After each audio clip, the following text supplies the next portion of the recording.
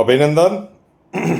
आभार और बहुत बहुत स्वागत है दोस्तों ज्योतिष विज्ञान के इस ऐतिहासिक चैनल पर। और मैं हूं आप सबका एस्ट्रो दोस्त रुपेन आर शाह। आज जो टाइटल लिखा है जोसेफ विजय या फिर विजय थलापति, इनके आने वाले समय की या फिर इनके ऊपर सबसे बड़ी भविष्यवाणी। पश्चिम बंगाल की प्रिडिक्शंस की चर्चा चारों ओर है।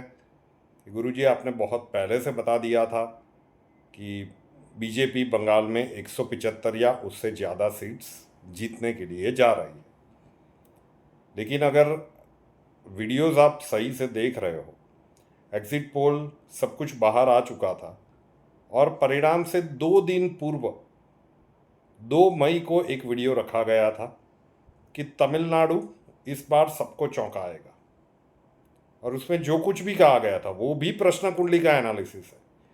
विजय थलापति साहब की उसका जन्मांक हमारे पास है नहीं। नेट के ऊपर से जो जन्मांक कन्या लग्न की कुंडली हमें मिली है उसके ऊपर हम विस्तार से बात करेंगे। लेकिन सबसे पहले 2 मई को जब सारी चीज़ें जिस प्रकार से एग्जिट पोल में चल रही थी और जो परिणाम निकल के आए, तो क्या कुछ वो प्रश्न कुंडली के एनालिसिस में कहा गया था, एक छोटा सा क्लिप देख लेते हैं।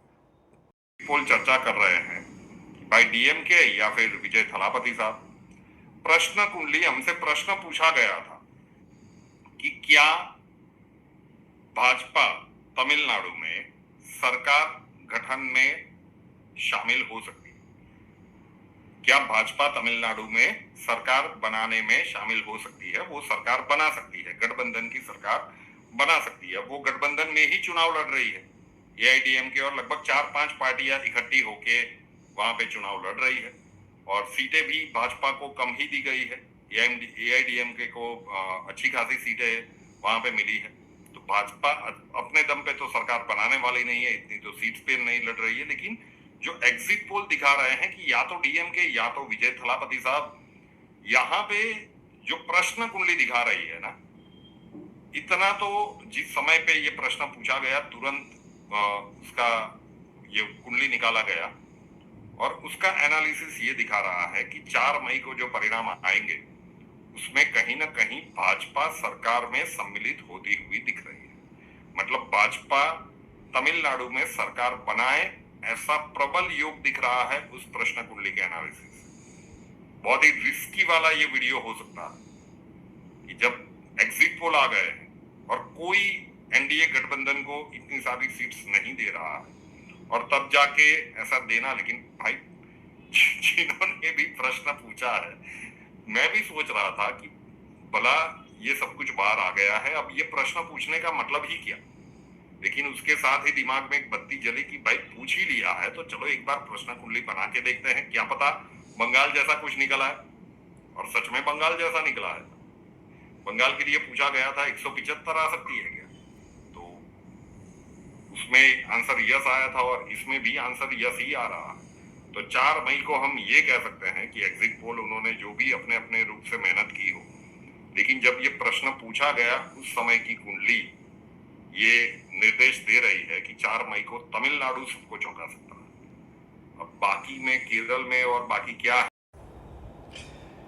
तो एफ प्रश्न कुंडली ने जो बताया था तमिलनाडु ने सबको चौंकाया। पहली बार चुनाव लड़ रहे सुपरस्टार। अब तमिलनाडु का ये कल्चर है, आप करुणानिधि से लेकर जयललिता से लेकर जोसेफ विजय तक आप देख लीजिए। मतलब फिल्म स्टार्स को ये भगवान बना लेते हैं, तो ये वहाँ का कल्चर है। लेकिन मुद्दे के ऊपर आ जाते हैं। अभी भी ये चीज़ें चल रही है कि विजय के पास बहुमत नहीं है, तो विजय साहब को कहीं ना कहीं से सपोर्ट लेना पड़ेगा। बातें चल रही थी कि भाई राहुल गांधी जी के साथ बात हुई है, डीएमके के साथ तो जाएंगे नहीं क्योंकि उनके अगेंस्ट प्रचार करके तो ये इतनी भव्याति भव्य सफलता प्रथम प्रयास में अर्जित कर चुके हैं। अरविंद केजरीवाल साहब के बाद, मतलब अरविंद केजरीवाल साहब को भी प्रथम बार में तो 35 सीटें ही मिली थी। मतलब चीज़ें उनके लिए डिफ़िकल्ट थी। ये किन के साथ जाएंगे? तो यहाँ पे तो प्रश्न कुंडली में आपने देखा कि भाई ऐसा कहा जा रहा है कि एनडीए सरकार का हिस्सा बनेगी। तो अगर ये एनडीए के साथ जाते हैं ना, तो इनके लिए, इनके लंबे राजनीतिक जीवन के लिए अच्छा रहेगा। अब मुद्दे की बात सुनिए। हम उसी कुंडली का वो जो कुंडली नेट के ऊपर अवेलेबल है, हमें लगता है क्योंकि कुंडली बहुत मजबूत है, जो कन्या लग्न की कुंडली है, और उस प्रकार की स्थितियां हैं, तभी ये इतनी सफलता अर्जित कर चुके हैं। रियल न्यूज़ पे भी और इसी वीडियो में आगे हमने बताया था कि लग्नेश अष्टम स्थान से गोचर कर रहे हैं, तो हमें नहीं लगता कि वो लाइन क्रॉस कर पाएंगे। और ऐसा ही हुआ कि लाइन क्रॉस नहीं कर पाए हैं। 108 सीट है। विजय साहब 2 सीटों पर से लड़े थे, तो एक सीट उनको छोड़नी पड़ेगी, 107 होगा। एक स्पीकर बनेगा तो 106 होगा। तो जो भी खेल होगा, ये किन के साथ जाते हैं ये डिसाइड करेगा कि इनका आने वाला समय कैसा रहेगा।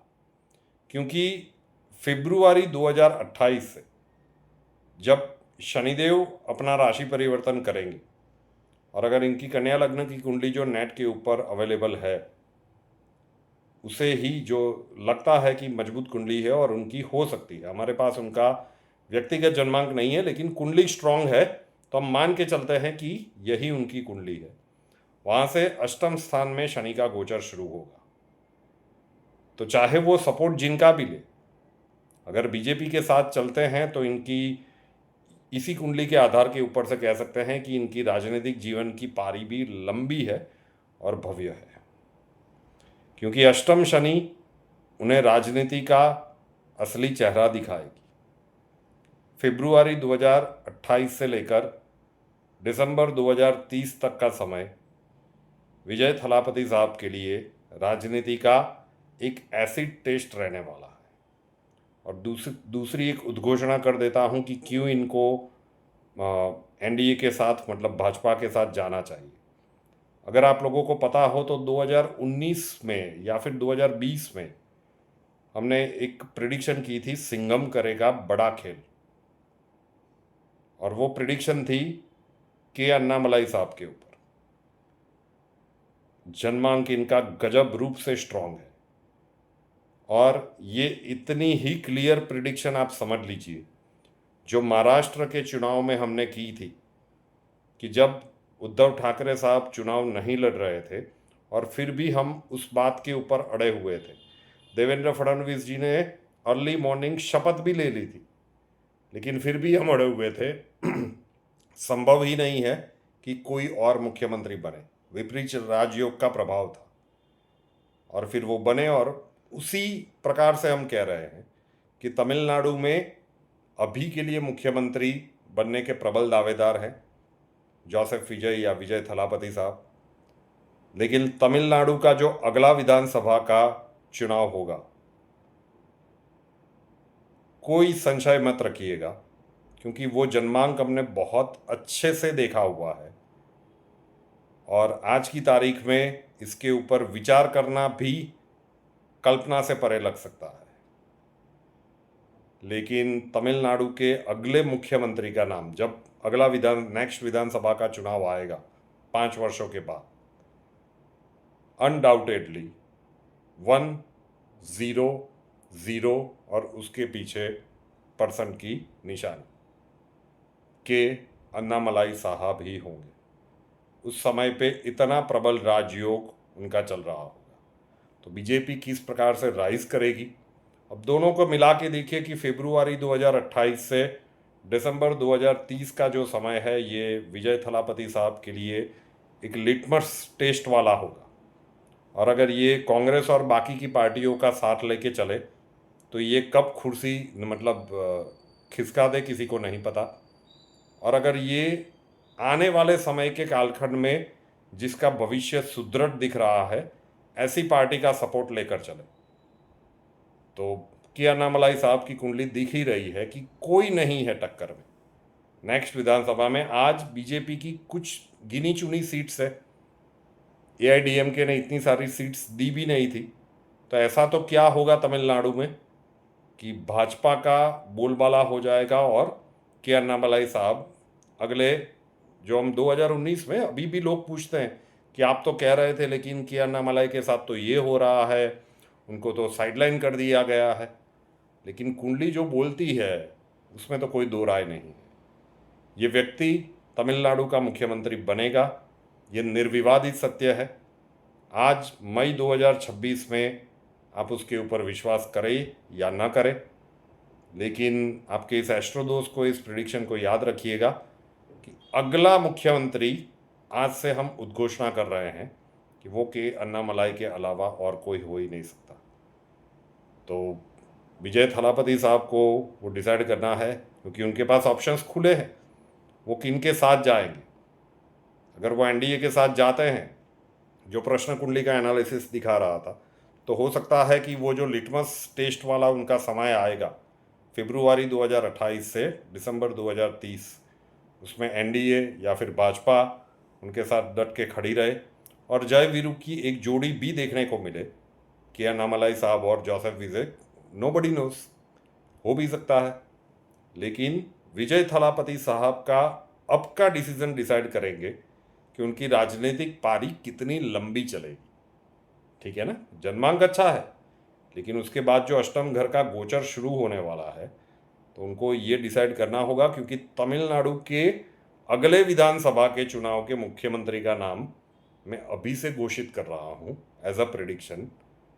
और ये मान के चलिए कि ऐसा आपको यूट्यूब पे कहीं नहीं मिलेगा, कोई बोलना भी नहीं चाहेगा। लेकिन अगर आपका एस्ट्रोदोस कह रहा है तो मान के चलिए कि कितना रिसर्च करके ये स्टेटमेंट हमारे मुंह से निकल रहा है। तो अब विजय साहब को डिसाइड करना है कि कौन किसका साथ वो चुनते हैं। वो डिसाइड करेंगे कि वो उनका जो एसिड टेस्ट वाला समय है ना, फरवरी 2028 से दिसंबर 30, वो उनका कैसा जाएगा, क्योंकि वो ही समय डिसाइड करेगा कि उनका राजनीतिक जीवन आगे कितना चलेगा और कैसे चलेगा। आज तो बधाइयों के पात्र हैं और पूरी तरह से छाए हुए हैं, लेकिन कई बार सही समय पे आप सही निर्णय लेते हैं तो आपकी वो भविष्य की रूपरेखा बदल देते हैं। वीडियो पसंद आए तो वीडियो को लाइक और सेव करके रखिएगा, जन जन तक पहुंचा दीजिएगा। आज की तारीख में ये बिल्कुल आउट ऑफ द बॉक्स लग सकता है, लेकिन ये आने वाला समय ही बताएगा कि आपके इस एस्ट्रोदोस ने जो कुछ भी कहा वो घटनाक्रम कितनी हद तक सही होने के लिए जा रहे हैं। और आज 5 मई की रात को ये वीडियो शूट हो रहा है, संध्या समय को, रात को आपको मिल भी जाएगा।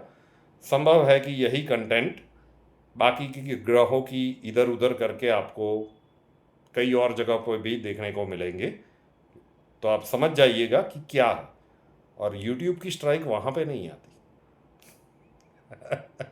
जो भी हो, कुंडली कंसल्टेशन के लिए संपर्क करना चाहते हैं, जो व्हाट्सएप वाला कंसल्टेशन है, उसका नंबर थंबनेल में दिया हुआ है 9714443110 9714443110। अपना नाम, बर्थ डिटेल्स और प्रॉब्लम्स उस व्हाट्सएप नंबर के ऊपर लिख दीजिए। अक्षय जी आपको वहाँ पे मिलेंगे, प्रोसीजर वहाँ पे समझा दिया जाएगा। और जो लोग वीडियो कंसल्टेंसी के माध्यम से संपर्क करना चाहते हैं, तो उसका व्हाट्सएप नंबर टाइटल में लिखा हुआ है 8485932567 8485932567। वहाँ पे वीडियो कॉल कंसल्टेंसी लिख दीजिए। व्हाट्सएप कंसल्टेशन से चार्जेस थोड़े से हाई रहेंगे, लेकिन वीडियो कॉल के माध्यम से आपसे बात हो पाएगी, आपके क्वेश्चन अटेंड किए जाएंगे, प्रेडिक्शन दी जाएगी और रेमेडीज फिर उसके बाद आपको फॉरवर्ड की जाएगी। जन जन तक पहुंचा दीजिएगा। अगर आप तमिलनाडु में रह रहे हैं और आपके संपर्क है, तो ये वीडियो विजय साहब तक पहुंचना चाहिए। समय से पहुंच जाता है तो अच्छा है, बाकी समय का खेल और महादेव की इच्छा। रूपेनार शाह नाम के इस यूट्यूब चैनल को अभी तक सब्सक्राइब नहीं किया है तो कर लीजिए, साथ वाला बेल आइकॉन दबा दीजिए और उसके बाद 3 ऑप्शंस आएंगे, ऑल के ऊपर क्लिक कर दीजिए, ताकि हर नए वीडियो की नोटिफिकेशन आपको सबसे पहले मिलती रहे। नए वीडियो के साथ फिर मिलेंगे। जय हिंद।